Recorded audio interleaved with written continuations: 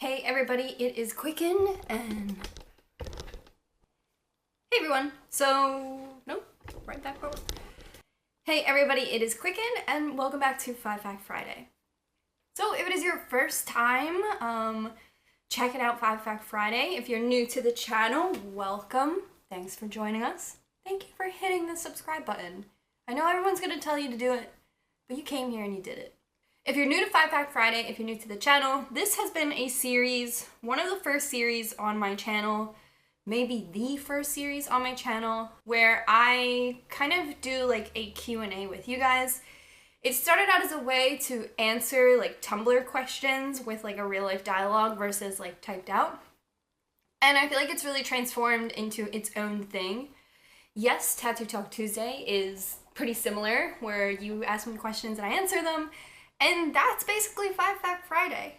It was just a way to like channel questions that maybe were like left under one of my Instagram pictures, or now I have a Twitter, so left on my Twitter, left on my YouTube and my Tumblr.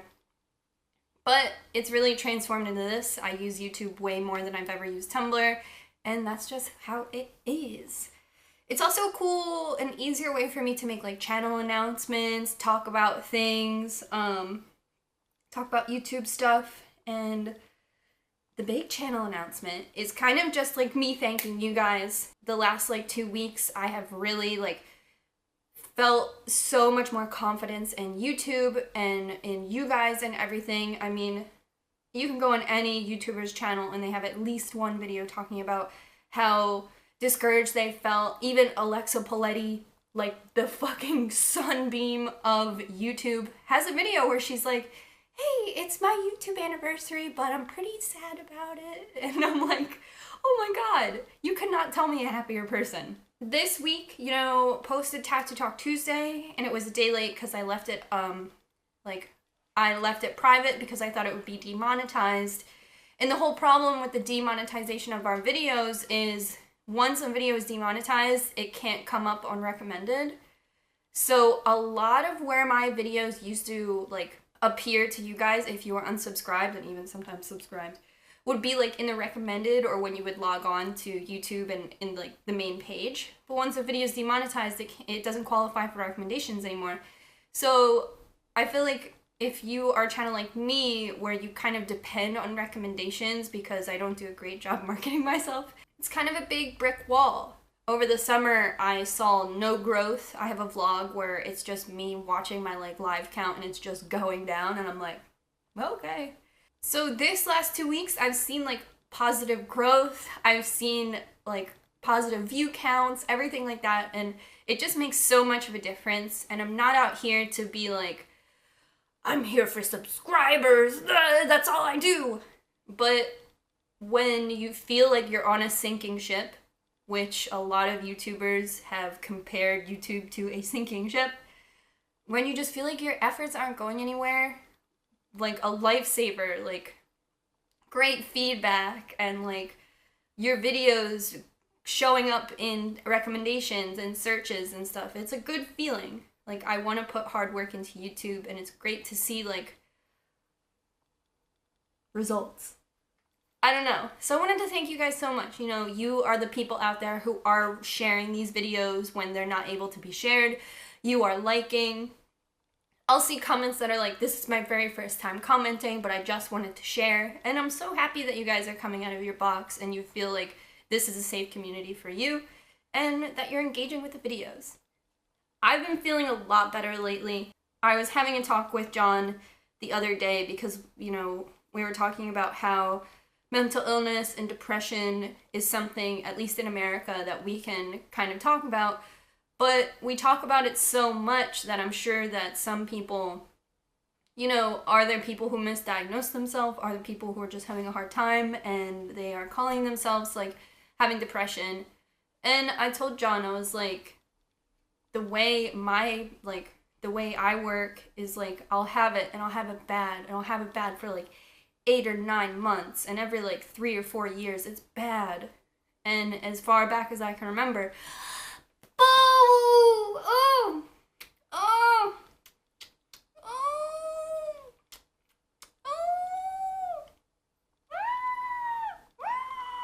And you know, I wouldn't wish it on anyone on earth, but it's nice to surface and it's nice to come out and it's nice for people around you to see and tell you like that you're doing well and that you look good and that you're showing up to work on time and you're getting your work done.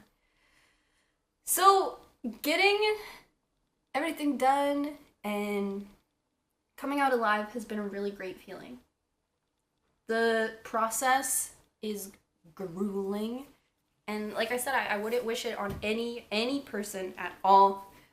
And if you have access to a doctor, if you have friends that are going to help you, or if you're just helping yourself along, it is a steep mountain to climb. So, wanted to thank you guys. Actually, that looked cool. I wasn't gonna have studio lights, but it looks like maybe it's gonna rain. One of the like anecdotes I was using yesterday with clients, I was like, it's supposed to snow one more time. How do you feel about that? Would you guys be interested in a video where it's like icebreakers for talking to clients? I have a couple that I usually use, so. What are we eating? Do you ever feel like you make decisions in your personal life differently because of your online presence? Maybe not good ones. That thought has always stopped me from trying to be a public persona. Absolutely. I don't know. I feel like I have a lot of responsibilities for like who I am online and the people who watch my content and maybe like feel inspired by me and versus like who feel entertained by me. I feel like I'm maybe not necessarily an entertainer first, like I'm not a comedian and stuff like that, so I do feel like I have a certain level of responsibility because I'm like lifestyle, so people want to know that I'm at least like living a good lifestyle. Not to say that I'm a bad person at all, but there's definitely things I like pull back or like chill out about or I don't show. And the way I set this off sounds like I'm not showing you guys like awful things, but that's not what I mean. But there is a responsibility you have as somebody that a ton of people are watching. And that's kind of how it feels like. Especially like when things are hard, it feels like a ton of people are watching you. But when things are good, it feels like a ton of people are supporting you. So turning that off and on is hard. And you never want to affect people in a negative way. Like sometimes I think I'm helping people because is it like a public like group opinion that we all want a ton of followers, or are some people not like that? Like I posted a bunch of pictures of Melina on her birthday, and then the next day she was like, a bunch of people started following me, and I was like, oh, I guess I didn't really like think that was a bad thing. Not to say if you follow Melina, she doesn't want you to, but it's kind of like that is an effect. And if I interact with somebody on Twitter who I know in my personal life, if I keep interacting with them, I can kind of see like familiar faces start following them. And then what do? You create a personal account so you can interact with your friends the same way that regular people use social media? Or do you use the social media accounts you already have established and logged in and like to use and limit yourself in that way? We went to the flower show like 2 weeks ago, and there was a green screen there that you could interact with. And a guy had pulled up a chair and sat right in front of the green screen. I guess he was like tired. And I was with my friend, and it was like this like, I don't know, like green screen kind of blocked off area. I don't know what it was for. I'm pretty sure Martha Stewart was coming to speak. And I just thought it was silly. I took a picture, and like 3 or 4 people messaged me, and they're like, you can't take pictures of strangers. And I was just like, oh, but like it was kind of funny because of the green screen. And they were like, no, take it down. And I'm like, oh yeah, like not just like my homies thought it was funny, like thousands of people saw it and thousands of people weren't there and thousands of people have no idea why I took a picture of a random guy in front of a green screen. And I like don't want to explain it, like I don't explain it to everybody who messaged me like, no, like we got there and like he just, I don't know where he got the chair from, like what, he just dragged it all the way to the, like people are like, you have a responsibility, take it down. And I'm like, okay. So that's like even that's like a growing pain. Like, oh, but I just wanted to post the funny thing. And you can see that going awry. Like, there are influencers who take pictures of strangers in like compromising ways, and it's fucked up. And I don't want to be that guy. So there's always a push and pull and an ebb and flow. And even like, I have friends who aren't social media and aren't Instagram people. And like, even last summer, like, my relationship with Ryan was almost completely top secret until he passed away, because he wasn't an internet guy. And the comments he has on some of my YouTube videos are so absolutely sacred, because I can imagine him logging onto a computer to leave those comments, like, just to be silly with me. Versus, like, now there's an expectation that people would interact with me because we're all online and I'm online. So there is things like that. And I felt like I had a responsibility to protect Ryan from the internet, because he doesn't get it. And I've seen comments online, like, attacking even John or John's, like, physical features. A few days after Ryan died, like, literally, like, 4 days after Ryan died, someone in the friend group invited all of us to his wedding. He was like, we're all gonna be good. And someone had taken a picture I had taken of, like, a moment where all of us were coming up for a breath of air. All of us looked like shit. Literally, none of us had slept. I can tell you for a fact, the only thing I had eaten by day 4 after, like, Ryan died was Soylent. And all of us were expected to, like, doll up and look good for a wedding. And someone took a picture of John from one of our social media sites and was like, look how ugly John is. Like, no one deserves that, and I'm the gateway. Like, whoever took that picture off of whoever's social media got it through me. Like, so you feel like you need to protect the people around you who you literally deal with. So yeah, there's a huge pullback on my personal life, especially after Ryan passed away. And I guess you learn that? I'm not sure. I also have friends who don't want to be a part of it, and you have to understand, like, all of your actions are, like, 10 times stronger with, like, so many people watching.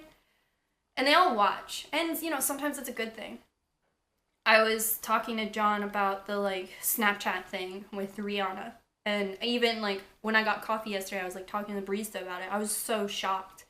If you didn't see it, Snapchat posted an ad. It was, like, would you rather? And it was, like, slap Rihanna or, like, punch Chris Brown. And I was like, that's so fucking inappropriate. I can't believe that. Like, I was in a coffee shop and was like, I can't believe that. I hope, like, the barista I'm about to talk to about this doesn't get triggered. And then I came home and talked to John about it. And I'm like, you know what?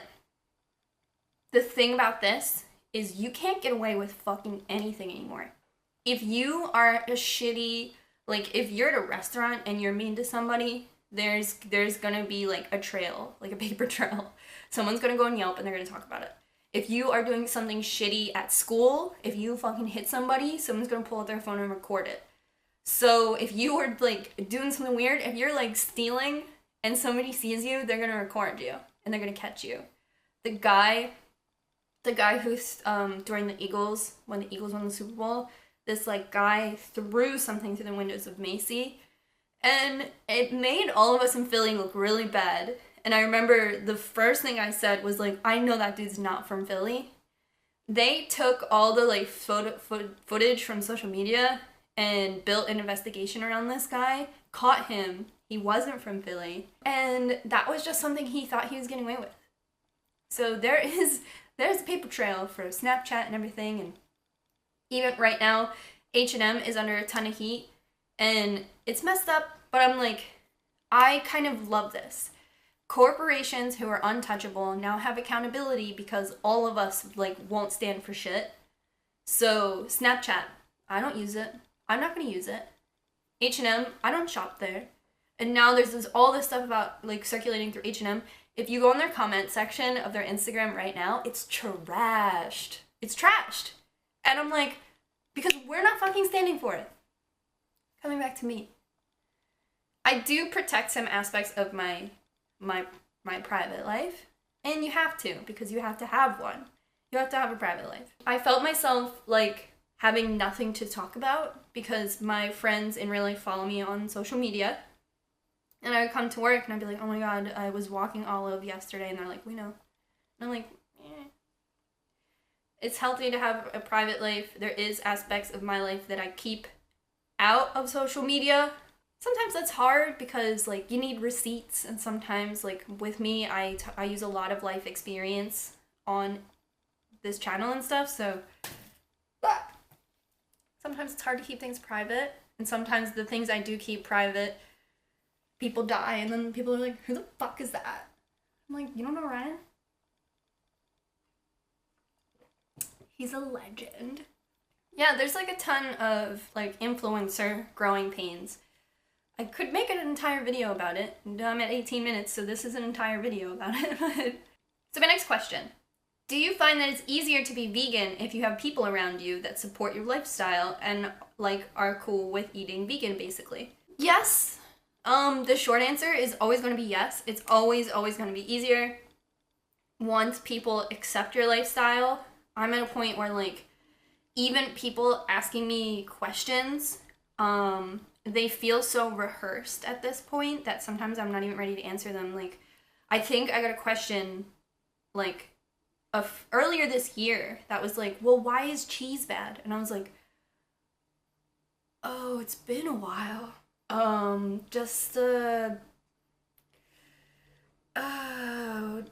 Milk. So even at this point, like, I'm a tired old hag vegan. So, it's always easier when the people around you even have, like, a base level understanding of being vegan and why people choose. So I'm thankful for the people before me who put in the legwork. I'm thankful for me who put in the legwork, 8 or 9 years ago. So now lazy me can just, like, eat fucking popcorn in peace. But it's always easier. Like, now that John and I are grocery shopping together, it's just easier because we just go to the same store. If we had to go to 2 different stores, or if I had to, like, beg him to go to Whole Foods sometimes, because sometimes I just need some things that don't exist other places, it might be harder. It might be harder to be like, why can't you just shop where I shop? And I would just be like, the thing I am. And then, like, before that, all the time I spent with Ryan was, like, OG vegan. Like, he was vegan, I don't know, like, for 10 plus years before it was even cool. Like, even at his memorial, someone had mentioned that, like, he was the first person they ever knew to be that way.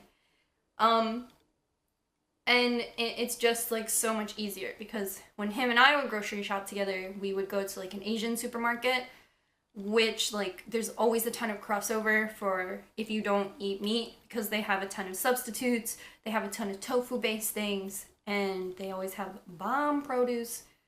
It's just so much easier to live or, like, co-live with somebody who's just like that. And usually there's some crossover with, like, living an alternative lifestyle, too. I feel like if there is a ton of alternative people in one sort of spectrum, like Barnett Fair, we're all pretty freaking alt at this point. Like, our 1-year anniversary party is coming up, and I don't even have to stress that there's going to be something there for me, because usually alternative folks, even if they're still meat eating, they usually do have more acceptance or tolerances for the shit I have to eat, and there's always going to be consideration for it, even if, like, there won't be vegans there. I just feel like in an alternative world, people are just a little more conscious of it. So that's easier too, even if the people around me aren't vegan. Like, I'm the only vegan in my job. I just, like, that's always just easier. You don't have to beg for it. Like, at my old salon, I was the only vegan person, but also no one, like, really ever thought about that. And, like, we're still old-fashioned in that thinking, and, like, I don't know, we're just waiting for me to slip up so they could think it was funny. For our Christmas party, there wasn't anything for me to eat. So stuff like that. I mean, they were accommodating in a sense. Like, for my birthday, we got, like, something I could eat. And there's just, like, a big difference. And it's not, like, a huge deal. Most, I think, vegan or vegetarian people you meet are ready for anything in that way. Like, I'm always ready to not get served if we go somewhere. I'm always ready to, like, totally be fine with it and, like, convince the people around me. Like, after the Women's March, it was all of us together and our feet were tired, so we just like ducked into the first place we could. And I was already mentally prepared to just like skip if there was nothing for me and just reassure everyone around me that that was totally fine. Yeah, so the 1-year anniversary of my salon is coming up, but it's not my 1-year anniversary at my salon. I came on, I think it'll be my anniversary in June. As you guys might know, I had stayed at my other salon after Josie quit to do, well, Josie was actually fired because she was discovered opening a salon in secret. And I stayed at my salon because I was already 18 months into my apprenticeship and just figured I probably don't have much time left. So we will be celebrating 1 year, but it's not my 1 year. But I was secretly working at Barnett Fair while I was working at my other salon and just not telling anybody. But only to like cover or like days they were really busy. Like Melina went to Coachella and I worked at Barnett Fair in secret, like on my birthday. I'm like super proud of Barnett, but like, yeah, I haven't been there 1 year yet. And our first cutting class was actually this week. I was vlogging and then I was like, wait, I can't vlog all day, I forgot. Like, we have cutting class now too, along with coloring classes. I did restart my apprenticeship. A lot of people maybe don't understand that, like it didn't carry over because I'm being taught specifically to work in the environment I'm in. There was a lot of things I didn't get to learn at my other salon. I feel like my learning style wasn't super accommodated, and there was a lot of controversy around a YouTube video I had made that like I feel like put a scarlet letter on me forever. And during my exit interview, like, it came up too, like, I could tell it was never gonna go away. If you're new to this channel, I had made a video called 5 Things I Wish I Learned in Beauty School, and my beauty school someone had brought it to the attention of the director of my beauty school, and they had contacted my employer and asked them to tell me to remove it, and I had said no. I said that it was an informal video that wasn't directed like as a hate thing towards my beauty school, just like a message, like I wish I would have got this for my education, and I wanted people who asked me to know what to look for when they were looking for beauty schools. I recently watched a video yesterday morning that was 5 things I wish I learned in makeup school. Like, people are making those videos. And I loved that video too. So after that, it was just like so obvious that my apprenticeship wasn't going anywhere, and I was basically just cheap labor, so I was like, whatever. Saying all that on YouTube is hard because, like, even during our cutting class, I was thankful for what I had already learned. And, you know, that's where Josie had learned. So I do feel really connected to that. And I don't have raw feelings. I just couldn't grow. Not that I'm a weirdo freak or anything, but I just knew that I was really coming off super weird there. And what's the word? Like, I was always, people were always calling me quirky, and I didn't like the way it sounded. I didn't like the way it sounded there. It was just not fun. If you were at the Met Gala and someone's like, that dress is quirky, you want to be like, thanks. You'd be like, it's a weird choice of words for tonight. So yeah, that's Barnett Fair's anniversary, not mine, but I'm super fucking proud. Hey Quicken, I have a question about your stretch septum, if you don't mind answering. Is it possible to see the hole from the side at all without jewelry, or do you have friends with stretch septums? Can you see through theirs without jewelry? I imagine it's anatomy dependent. Usually, whenever I meet somebody, it generally comes up after a while that I have a big honkin' hole in my septum. I've actually been having like a lot of health problems with my nose lately, and I think I was like up late last night crying. I was like, it is such a middle class problem that for the rest of my life I just will lose my sense of smell because I can't afford whatever fucking surgery. Anyway, TMI. But I've been having a lot of health related problems with my stretched septum. I lost like a lot of my sense of smell. I was talking about it last week. Like, we went to shop for perfumes, and all the really faint perfumes I couldn't smell. I can't breathe through my left nostril, my left at all. It just doesn't work. It's really sad. It's a sad life. I talk about that a lot in my real life, so it usually comes up that there's a huge hole in my septum. After I tell people, I feel like they can see it, but before I tell people, they can't. But like my friend Akira, his is stretched and you can see it. Like when he's smoking, you can really see it because I feel like he's like blowing and stuff. So I think he's my only friend who like I talk to who has a stretched septum that you can like always see through. You can definitely see through mine when I have jewelry in it from the side, but when I don't have jewelry in it, I don't think you can really tell. My septum is stretched to a 0 gauge, and it's not really gonna ever go back. I haven't worn jewelry in it in at least like 3 years, and it's still completely open. I like wish I could show you guys. There's not much around me. Believe me, I don't want to put anything through it just because I haven't having a ton of health issues. I had to edit out like, in all my videos, I basically edit out like 4 to 5 minutes of me blowing my nose or sniffling or clearing my throat in every video. I've also been editing out all the ums. So if that has led to an increasing of thumbs up, good. Oh. Didn't think about that. That's my stretched septum. I know that people are stretching their septums and stuff, and that's cool. Do whatever you want. It has led me to a lot of health problems that I did not have beforehand. I did some online research though, and it sounds like I have nasal polyps. You can get that from being overexposed to different things, so I just feel like having this big hole in my nose leads it to like a lot more allergens and stuff can get into my nose because it's just all the way open and not closed or protected. And they said like a deviated, so I don't know. Also, when I like hold right here and pull my nose up, I can breathe a lot better. So, I don't know. Like, oh, that's the sweet spot. When I can like pull it right here. Then I can breathe. I put some duct tape on my face. I feel like if I got a nose job though, like so many people would unsubscribe. It's definitely one of those things. How do you feel? Would you unsubscribe if I got a nose job that lifted up my nose so I could breathe better? I think I look a lot weirder that way though. Hi.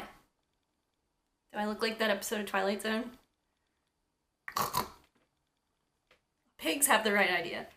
I like the way Akira looks with his stretched septum. I think it's really cool. But like on the flip side, if he has any like health problems, I would feel really bad if I was like, don't get it corrected. You look really tough. Akira just already looks really tough though. Are you watching? This has been Fried Fact Friday. It's all over the fucking place. And I actually like don't feel well. That's why like I only have eyebrows on. I've been like rolling around in bed all day. But I wanted to film because I don't want to get any bad habits. I have a lot of cool videos planned and scheduled coming up in the future. You can always leave questions for Fried Fact Friday down below. If you're new here, definitely make sure you subscribe or that you are subscribed. I got a message as early as this morning that someone was unsubscribed, so always double check. This channel is going places. We are going places, nose job or not. And yeah, thank you guys so much. Definitely leave your feedback down below. Do you feel like you're somebody who maybe protects their life in a more conscious way than you ever did because you're on social media? I thought that was a really good question, so if you guys want to talk about that down below, I'm listening. Thank you guys so much. Let me know what you would like to see. Do you want more vlogs? Do you want qcknd.appointments kitchen? Let me know. I love you guys. Give this video a thumbs up, and you can follow me on Instagram at qcknd, and I am on Twitter at qcknd as well. Love you guys.